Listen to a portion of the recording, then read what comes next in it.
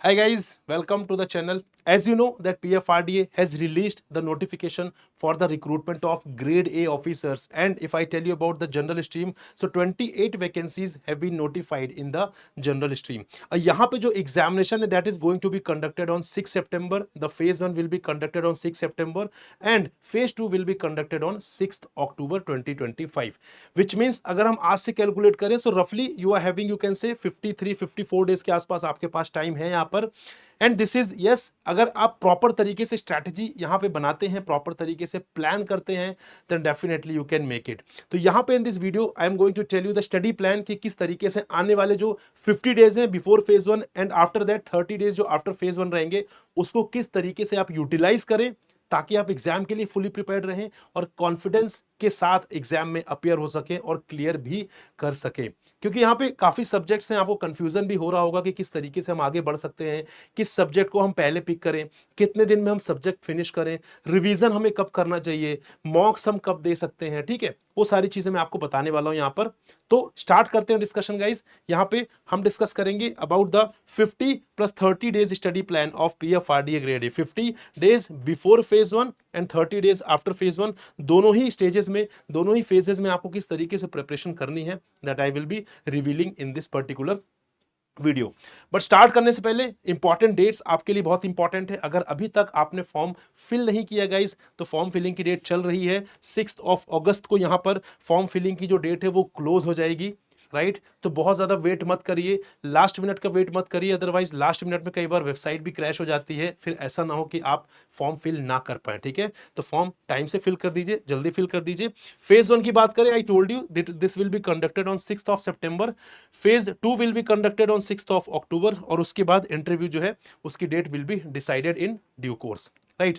Vacancies guys आपको क्यों देना चाहिए एग्जाम, क्योंकि vacancies, this is the highest vacancies for the general stream in the previous 5 year. ठीक है, मैं I am talking about the general stream, तो प्रीवियस 5 ईयर्स में this is the highest vacancies which have been notified by the PFRDA। You can see here 2020 में 3, 2021 में 5 vacancies, 2022 में 15 vacancies and now you can C in 2025 PFRDA has notified 28 vacancies for the general stream. So yes, this is a golden opportunity. Though this we were not expecting, but now since notification is there, so guys आपको इस opportunity को grab करना है and you have to try to convert it. आपको इसे convert करने की पूरी कोशिश करना है, गिव अप नहीं करना है गाइस, क्योंकि अब यहाँ पे मल्टीपल एग्जाम्स आ रहे हैं। अगर आप सब में गिव अप करने लग जाएंगे तो फिर तो आप सिलेक्शन होगा ही नहीं। ठीक है, PFRDA हैज बीन नोटिफाइड, उसके बाद यहाँ पे RBI आने वाला है, देन नबार्ड आएगा, IFSC है, IRDA, शायद NPS भी आएगा। मल्टीपल एग्जाम्स है, ठीक है, multiple exams are lined up यहाँ पे। तो आपको प्रिपेयर्ड रहना, because ultimately the very good thing about the regulatory bodies examination is कि यहाँ पर अगर आप एक एग्जाम की प्रिपरेशन कर रहे हैं, so automatically simultaneously you are preparing for multiple examination because there is a huge overlap of the syllabus. तो आप हर किसी एग्जाम के लिए 50, 60, 70, 80% आप प्रिपेयर्ड रहते ही रहते हैं। तो आपको थोड़ी बहुत प्रिपरेशन करके दूसरे एग्जाम के लिए प्रिपरेशन करनी होती है, बस this is the thing that is required, right. तो यहाँ पे similarly if you are a SEBI student, फिर तो PFRDA पूरा ही आपका रेडी है। अगर आप RBI स्टूडेंट हैं, आपका 60-70% कंपोनेंट रेडी है, थोड़े बहुत चीजें आपको प्रिपेयर करनी है। तो इस तरीके से कोई भी एग्जाम आप प्रिपेयर कर रहे हो, यहाँ पे आपने काफी हद तक PFRDA की प्रिपरेशन भी की हुई है, and that is why I am saying कि यहाँ पे लिमिटेड प्रिपरेशन के साथ you can prepare for the PFRDA grade A examination as well. ठीक है, चलिए, so let's discuss the study plan here for the remaining days guys. तो यहाँ पे हम कंसीडरिंग की you are starting the preparation from 15 July. आप 15 जुलाई से प्रिपरेशन स्टार्ट कर रहे हैं, this I M considering here. तो यहाँ पे first of all we will be discussing the 50 days study plan. ठीक है, 50 डेज स्टडी प्लान, लगभग 50 डेज का बिफोर फेज 1। ठीक है, तो बिफोर फेज 1 की बात कर रहे हैं, मतलब 6 सितंबर से पहले एंड 15 जुलाई से 5 सितंबर तक आपको किस तरीके से यहाँ पे चीजें आगे लेकर जानी है, this I am going to tell you here. So 15 जुलाई से 29 जुलाई मैंने यहाँ पे क्या किया, 15 डेज के मैंने 3 अलग अलग यहाँ पे टाइमलाइन डिसाइड की है। सो यहाँ पे 15 डेज का ये, 15 डेज का सेकंड, 15 डेज का थर्ड एंड लास्टली यहाँ पे आपको मिल जाएगा 8 डेज का, लगभग आपको यहाँ पे 8 डेज का लास्ट में आपको टाइम मिलेगा। तो उसमें क्या करना है, I am going to reveal you. So first of all you can start with the finance component, ठीक है। फाइनेंस क्योंकि आपका अगर आप रेगुलेटरी एग्जाम की प्रिपरेशन कर रहे हैं तो आपका काफ़ी हद तक प्रिपेयर्ड भी है। अगर आप एक बार इससे प्रिपेयर कर लेंगे तो आप कॉन्फिडेंट हो जाएंगे that yes I have completed one component of the examination, ठीक है। और अगर आपने फाइनेंस नहीं पढ़ा है, if you are not a aspirant of RBI grade B examination, then in that case आप सबसे पहले इसको प्रिपेयर करेंगे तो आपके पास टाइम होगा कि आप एक अच्छा कंपोनेंट पहले प्रिपेयर कर रहे हैं। तो फाइनेंस एंड कॉमर्स, ठीक है, फाइनेंस एंड कॉमर्स आपको पहले प्रिपेयर करना है क्योंकि कॉमर्स थोड़ा सा बड़ा है आपके यहाँ पर। तो अगर आप टाइमली उसे प्रिपेयर कर लेंगे तो बाद में रिवीजन का टाइम भी मिलेगा क्योंकि थोड़ा सा कंसेप्चुअल चीजें भी हैं यहाँ पर, तो आपको रिवीजन की जरूरत पड़ने वाली है। So in first timeline of 15 days, first block of 15 days आपको यहाँ पे फाइनेंस एंड कॉमर्स जो है वो प्रिपेयर यहाँ पे करना पड़ेगा। राइट नाउ अब यू कैन आस्क कि सर कितना टाइम हमें डिवोट करना चाहिए। देखिए यहाँ पर जितना ज्यादा टाइम आप डिवोट कर सकते हैं, टाइम को यहाँ पर बिल्कुल मत सोचिए because now we have the exam dates. हमारे पास एग्जाम डेट्स हैं, लिमिटेड टाइम है, तो अब हमें ये नहीं सोचना चाहिए कितने आवर्स, ठीक है। If you are preparing for any other examination उसकी प्रिपरेशन कंटिन्यू करिए, उसके अलावा जो टाइम बच रहा है try to devote for PFRDA grade A examination, ठीक है जी। तो यहाँ पर टाइम के बारे में नहीं सोचना है, हाँ, बट इन दोनों कंपोनेंट को आप इक्वल टाइम दीजिए। एंड एक मिस्टेक बिल्कुल भी मत करिएगा यहाँ पर कि आप सोच रहे हैं कोई कंपोनेंट बहुत ज्यादा इंपॉर्टेंट है, मैं किसी एक कंपोनेंट को छोड़ देता हूं, ऐसी गलती नहीं करनी है। क्योंकि यहाँ पर जो भी कंपोनेंट्स हैं आपके, जो भी यहाँ पे 6 सब्जेक्ट्स हैं, ठीक है, 6-7 सब्जेक्ट्स जो भी हैं आपके यहाँ पर, वो सारे सब्जेक्ट्स क्या हैं, वो सारे सब्जेक्ट्स अपने आप में इक्वल हैं, उनका वेटेज इक्वल है लगभग, और एग्जाम में इसी तरीके से पूछे भी जाते हैं। सो आप मत डिसाइड करिए कि क्या इंपॉर्टेंट है क्या नहीं है, लेट द पीएफआरडीए डिसाइड कि क्या इंपॉर्टेंट है क्या नहीं। बट अभी पीएफआरडीए की साइड से this is all the components are equal है। सेकेंड ब्लॉक ऑफ यहां पे बात करें 15 डेज में, तो यहां पे you can start the costing component, ठीक है, company law and the pension sector. Now you would be saying sir यहां पे तीन कंपोनेंट्स आप बोल रहे हैं पढ़ने के लिए। यस डेफिनेटली मैं यहां पे 3 कंपोनेंट्स आपको बोल रहा हूं। रीजन बीइंग कि यहां पे लगभग जो 2 काफी बड़े कंपोनेंट है वो आपने यहां पर कर लिए हैं, ठीक है। सेकंड में यहां पर एक कॉस्टिंग वाला कंपोनेंट आपका डेफिनेटली थोड़ा सा है, लेंदी है। But when we talk about the pension and the company law, बहुत छोटे कंपोनेंट है। Only 7 chapters you have to prepare in company law, only 7 chapters, ठीक है। कंपनी लॉ अपने आप में बहुत बड़ा है, लेकिन आपको सिर्फ 7 चैप्टर्स प्रिपेयर करने हैं which are mentioned in the syllabus of PFRD grade A notification, ठीक है। तो वो 7 चैप्टर्स प्रिपेयर करना है। क्या वो इनफ होंगे? Yes they will be enough, they will be enough, don't worry about this, got it. साथ में यहाँ पे आप पेंशन सेक्टर की प्रिपरेशन करिए। पेंशन सेक्टर भी काफी छोटा कंपोनेंट है यहाँ पर, और इस एग्जाम के लिए स्पेसिफिक कंपोनेंट है। Pension sector is a very small component, ठीक है। तो पेंशन सेक्टर के लिए भी आप यहाँ पे प्रिपरेशन करिए, साथ साथ में हो जाएगी क्योंकि दोनों बहुत ही छोटे कंपोनेंट हैं। इसीलिए I have kept 3 components here, ताकि 2 छोटे कंपोनेंट है, एक थोड़ा सा बड़ा कंपोनेंट है, तो यहाँ पे आपको टाइम बहुत ज्यादा नहीं लगेगा। एंड इक्विवेलेंट टाइम में जो टाइम आप यहाँ पे डिवोट कर रहे थे फर्स्ट ब्लॉक ऑफ 15 डेज में, सेम टाइम में आप यहाँ पे 3 कंपोनेंट्स आप प्रिपेयर कर लेंगे। And after that you will be confident, क्योंकि हमारे लिए हमें कॉन्फिडेंस ज्यादा आता है नंबर से, जब हम ज्यादा नंबर्स यहाँ पे कंप्लीट कर लेते हैं। जैसे फॉर एग्जांपल अगर मैंने out of 7 components I have prepared 5 components, तो yes I will be confident कि यस यार मैंने out of 7 I have prepared 5 components, ठीक है। आते हैं थर्ड ब्लॉक ऑफ 15 डेज में, which will start from 14 August to 28 August, ठीक है। 14 से 28 अगस्त में रहेगा। इसमें आपको पढ़ना है मैनेजमेंट। तो अगर आप यहाँ पे आरबीआई की एस्पिरेंट है, ठीक है, तो आपने ऑलरेडी मैनेजमेंट कर रखी है, आपके लिए बहुत स्मूथ हो जाएंगी चीजें। अगर नहीं है तो भी इस पीरियड में आपके लिए मैनेजमेंट पढ़ पाना बहुत इजी हो जाएगा, क्योंकि बहुत बड़ा सिलेबस नहीं है, लिमिटेड सिलेबस है यहाँ पर मैनेजमेंट का पीएफआरडी ग्रेड एग्जाम में। साथ साथ में economics, again if you are a regulatory body student, for example NABARD, NABARD हो गया, आरबीआई हो गया, आईआरडीआई हो गया, आईएफएससी, किसी भी एग्जाम की आप प्रिपरेशन कर रहे हैं से भी, तो आपने ये कंपोनेंट लगभग प्रिपेयर कर लिया। कुछ टॉपिक्स जो है आपको सेपरेटली यहां पर पढ़ने पड़ेंगे। तो थर्ड ब्लॉक में आपके लिए कहीं ना कहीं एडवांटेज होगा if you are a regulatory body student, ठीक है। अगर नहीं है तो भी ये कंपोनेंट ऐसे हैं which you can complete in 15 days, ठीक है। अगर आप इंपॉर्टेंट टॉपिक्स को ध्यान में रखें, सारी चीजें प्रॉपर तरीके से स्ट्रेटेजाइज करें, तो यस 15 डेज में यू कैन कंप्लीट, प्रोवाइडेड आपको प्रॉपर टाइम यहाँ पे देना पड़ेगा। अलॉन्ग विद दैट यहाँ पे पेपर 1 का थोड़ा सा कंपोनेंट आपको इस ब्लॉक में देखना आएगा, ठीक है। You would be saying sir what about the previous 30 days, हमने पेपर 1 पे इतना ज्यादा फोकस क्यों नहीं किया? उसका रीजन है, पहली बात, जो पेपर 1 ऑफ फेज 1 है that is qualifying in nature, ठीक है, number first. Number second, cut off बहुत कम होता है वहां पे फेज 1 में, पेपर वन का कट ऑफ बहुत कम रहता है, तो आपके लिए कोई यहाँ पे डिफिकल्टी सिचुएशन नहीं है। नंबर थर्ड इज कि यहाँ पे there is no sectional cut off, कोई भी सेक्शनल कट ऑफ नहीं है। तो if you are weak in quant, if you are weak in English, और यू कैन वीक, और if you are weak in reasoning part, then in that case आप यहाँ पे जो सब्जेक्ट्स वीक है उनको वीक रहने दीजिए, जो आपके स्ट्रॉन्ग सब्जेक्ट्स हैं उन पे स्ट्रॉन्ग होल्ड बनाइए, ताकि आप इजिली पेपर उनका कट ऑफ क्लियर कर ले, जो कि बहुत कम रहता है। ठीक है जी। इसीलिए यहाँ पे जो लास्ट 15 डेज है, यहाँ पर आपको कॉन्ट, रीजनिंग, इंग्लिश और करंट अफेयर्स आप यहाँ पे प्रिपेयर करिए। क्या इस 15 दिन में हो जाएगा? डेफिनेटली हो जाएगा, क्योंकि यहाँ पर आरबीआई जैसा प्रिपरेशन नहीं करनी, बहुत ही बेसिक लेवल, बहुत ही इजी लेवल के क्वेश्चन आते हैं, आपको उन्हें टैकल करना है। और यहाँ पे क्योंकि सेक्शनल कट ऑफ नहीं है, तो आपको हर सेक्शन पे बहुत ज्यादा फोकस करने की जरूरत नहीं है। जो आपके स्ट्रॉन्गेस्ट सेक्शंस हैं उन्हें प्रिपेयर कर लीजिए, क्योंकि सबके मार्क्स इक्वल है, 25 25 25 25। ठीक है, तो चारों कंपोनेंट के मार्क्स सेम है, 25 25, राइट। तो उसको ध्यान में रखते हुए आप यहाँ पे कोई भी 2 या 3 कंपोनेंट अच्छे तरीके से प्रिपेयर कर लेंगे, एक कंपोनेंट छोड़ भी देंगे तो भी इतना कोई डिफिकल्टी नहीं जाने वाली है। ठीक है, तो ये आपके हो गए 45 डेज, यहां से इस तरीके से आपने सारे कंपोनेंट्स फिनिश कर लिए हैं।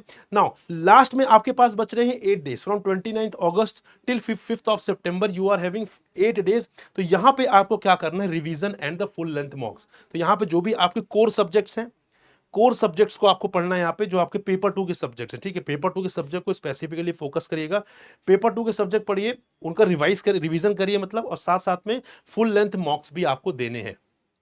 ठीक है, अब यहाँ पे आपको एक चीज ये भी लग रही होगी कि सर यहाँ पे काफी सारे सब्जेक्ट्स हैं, टाइम कम है, मैं और भी दूसरे एग्जाम की प्रिपरेशन कर रहा हूं, तो क्या मेरे लिए ये इजी हो पाएगा कि मैं इन सब्जेक्ट्स को फिनिश कर लूंगा जो टाइमलाइन हमने डिस्कस किया है? एक चीज समझिए, यहाँ पे आपको जो प्रिपरेशन करनी है वो फेज 2 को माइंड में रख के करनी है, और फेज 2 के लिए आपके पास टाइम है लगभग 80 डेज का, लगभग। ठीक है जी, 80 से ज्यादा टाइम डेज का टाइम है। क्यों ऐसा मैं बोल रहा हूं? रीजन बीइंग, पहली बात तो phase 1 paper 2, phase 2 paper 2, syllabus is exactly same, pattern is exactly same, एक एक वर्ड कोई भी डिफरेंस नहीं है। मतलब पेपर 2 आपको सिर्फ एक बार प्रिपेयर करना है, आपके फेज 1 में भी काम आएगा, फेज 2 में भी काम आएगा, बट आपको फेज 2 में ध्यान रख के करना है। रीजन बिंग, फेज 2 को अगर आप ध्यान में रख के प्रिपेयर कर रहे हैं तो ऑटोमेटिकली फेज 1 तो प्रिपेयर हो ही रहा है, राइट। और साथ साथ में अगर मान लीजिए कोई कंपोनेंट ऐसा है, आपने 7 में से आपने 6 कंपोनेंट कर लिए, 7th वाला आप पूरा नहीं कर पाए फेज 1 से पहले, डोंट वरी, छोड़ दीजिए, कोई दिक्कत नहीं है, क्योंकि अल्टीमेटली यहाँ पे जो कट ऑफ है पेपर 2 का फेज 1 में बहुत कम होता है। तो आपका कोई कंपोनेंट यहाँ पे 20 30 40% प्रिपेयर्ड है तो चल जाएगा। रीजन बिंग वहां से, क्योंकि ऐसा सारे क्वेश्चन उस वाले कंपोनेंट से नहीं आएंगे। लगभग यहाँ पे जो पीएफआरडीए सेबी ऑर्गेनाइजेशन है, ये क्वेश्चंस को बैलेंस रखने की कोशिश करते हैं कि सारे ही कंपोनेंट से लगभग लगभग इक्वल वेटेज के जो क्वेश्चन है वो पूछे जाए। Got it. तो क्योंकि आपके पास अपॉर्चुनिटी रहेगी कि आप फेज 1 के बाद वापस से उस सब्जेक्ट को जो आपका कंप्लीट नहीं हो पाया तो आप उसे पूरा कर सकते हैं, राइट। बट आपको प्रिपरेशन करनी है फेज 2 को माइंड में रख के, मतलब इन डेप्थ तरीके से पढ़िए, क्योंकि फेज 2 में डिफिकल्टी लेवल फेज 1 से ज्यादा रहेगा। तो अगर आपने डिफिकल्टी लेवल को अच्छे से अचीव कर लिया तो इजी साइड वाला तो आप वैसे भी क्वालिफाई कर ही लेंगे। ठीक है, so this is the first, you can say 52-53 days का जो प्लान है, ये इस तरीके से यहां पर जाता है। आप इस तरीके से प्रिपरेशन स्टार्ट कर सकते हैं।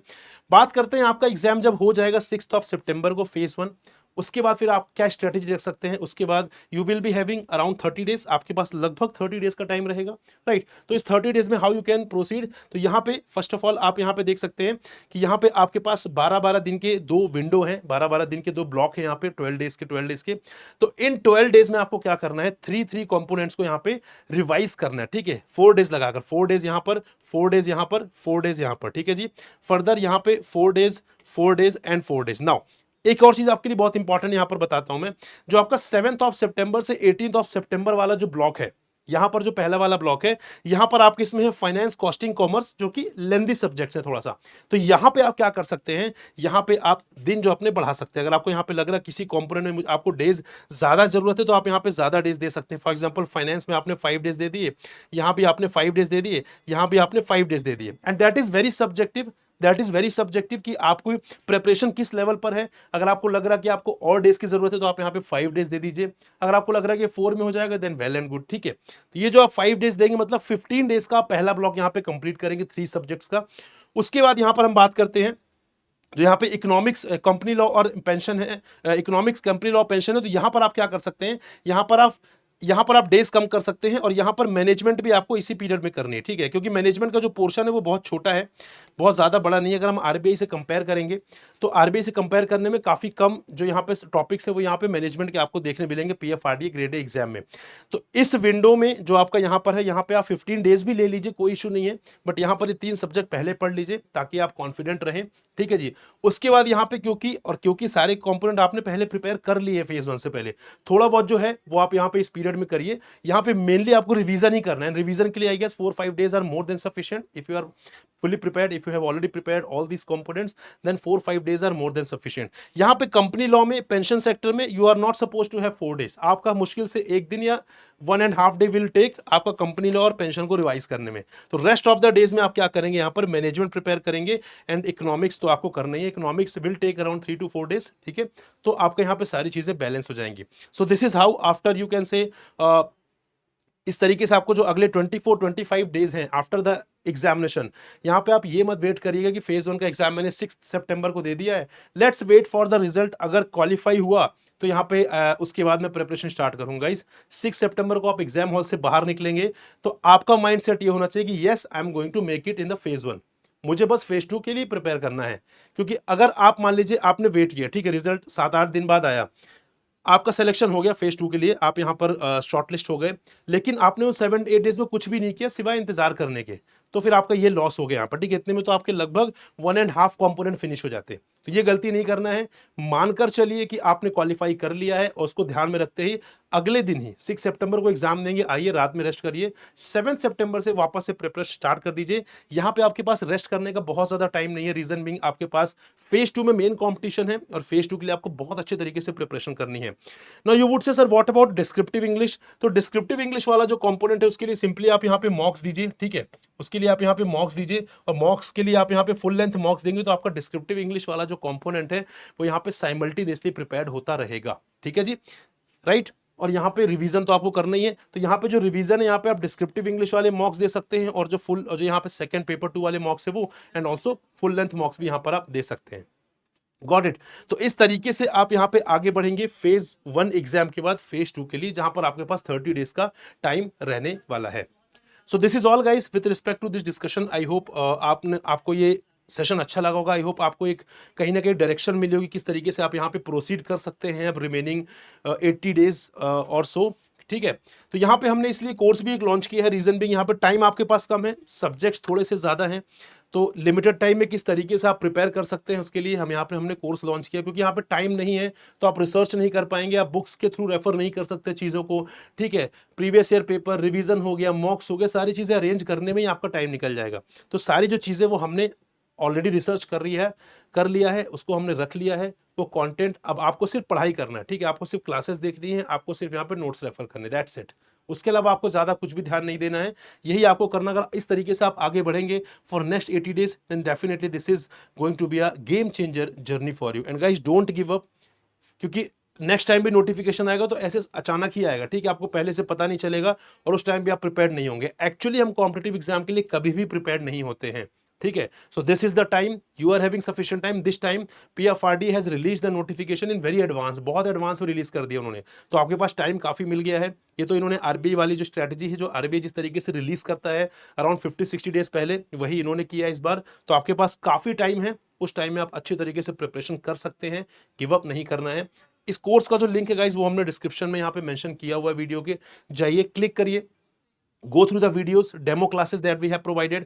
demo classes को देखने के बाद if you feel that yes this course is going to help you, then take an informed decision and enroll for the course। और enrollment के लिए guys यहाँ पे हम सभी देखते हैं maximum discount के लिए, तो maximum discount के लिए you can use the coupon code Prakash which is my name, ठीक है, ये मेरा नाम है प्रकाश, and this will also work as a coupon code, ये coupon code की तरह ही काम करेगा यहाँ पर, राइट। तो जब यहाँ पर आप उसी लिंक पे जब आप जाएंगे पेमेंट के ऑप्शन में, पेमेंट के ऑप्शन के ऊपर जस्ट ऊपर you will see apply coupon का ऑप्शन। अगर आप इस कूपन कोड को अप्लाई करते हैं सो यहाँ पे क्या होगा, आपको मैक्सिमम डिस्काउंट जो है वो मिल जाएगा। एंड जो कोर्स है बहुत अफोर्डेबल प्राइस में आपको मिल जाएगा, क्वालिटी कोर्स, जिसके थ्रू यहाँ पे आप live classes, recorded classes, notes, सारी चीज़ें एक्सेस कर सकते हैं। 1-to-1 मेंटोरशिप, मॉक्स, सारी चीज़ें आपको वहाँ पर एक्सेसिबल हो जाएंगी, ठीक है। और अगर आप मुझसे डायरेक्टली कॉन्टैक्ट करना चाहते हैं गाइस, तो आप इस नंबर को यूज़ कर सकते हैं। इसके थ्रू मेरी टीम आपसे कनेक्ट करेगी। आप यू कैन सिंपली आस्क कि प्रकाश सर से आपको कनेक्ट करना है and team will connect with me, ठीक है। तो ये नंबर आप डायल करके डायरेक्टली मुझसे कनेक्ट कर सकते हैं। And also you can join the Telegram group, आप इसको भी ज्वाइन करिए। इसके थ्रू